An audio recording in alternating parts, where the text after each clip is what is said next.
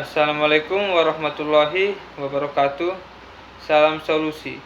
Solusi untuk berdiskusi. Perkenalkan, nama saya Nugrah Mulia Daulae. NIM saya 0601132039.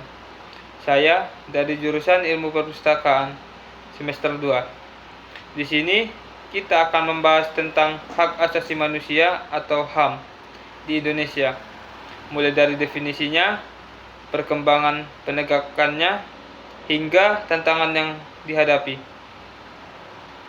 Menurut buku Kewarganegaraan dan Pendidikan Anti Korupsi salah satu karya Bapak Usiono,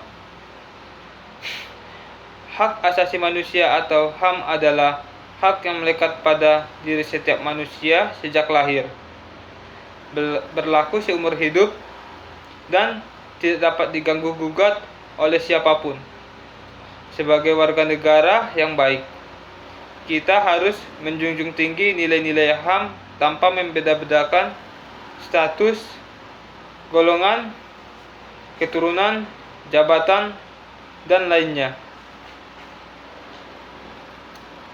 Penegakan dan perlindungan HAM di Indonesia masih telah mengalami perkembangan signifikan sejak era reformasi. Berbagai upaya telah dilakukan, antara lain 1. Amandemen Undang-Undang Dasar 1945 secara eksplisit mencantumkan jaminan perlindungan hak asasi manusia. Pembentukan Komnas HAM sebagai lembaga independen yang bertugas memantau dan menginvestigasi pelanggaran hak asasi manusia. Pengesahan instrumen hukum internasional seperti Kovenan Internasional tentang Hak-Hak Sipil dan Politik, serta Kovenan Internasional tentang Hak-Hak Ekonomi, Sosial, dan Budaya. 4. Penegak hukum terhadap kasus pelanggaran HAM berat. Meskipun masih ada tantangan dalam pemenuhan rasa keadilan bagi korban, namun implementasi perlindungan hak asasi manusia di Indonesia masih menghadapi beberapa tantangan. Di antaranya 1.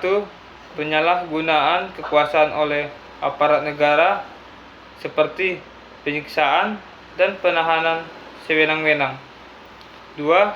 Diskriminasi terhadap kelompok rentan, perempuan, anak-anak, dan minoritas. 3. Penegakan hukum terkait pelanggaran hak asasi manusia, terutama kasus pelanggaran hak asasi manusia berat di masa lalu.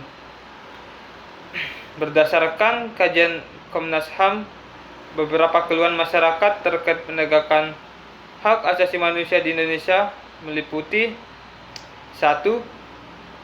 Kasus pelanggaran HAM, penangkapan dan penahanan sewenang-wenang, penyiksaan, dan tindakan diskriminatif. 2.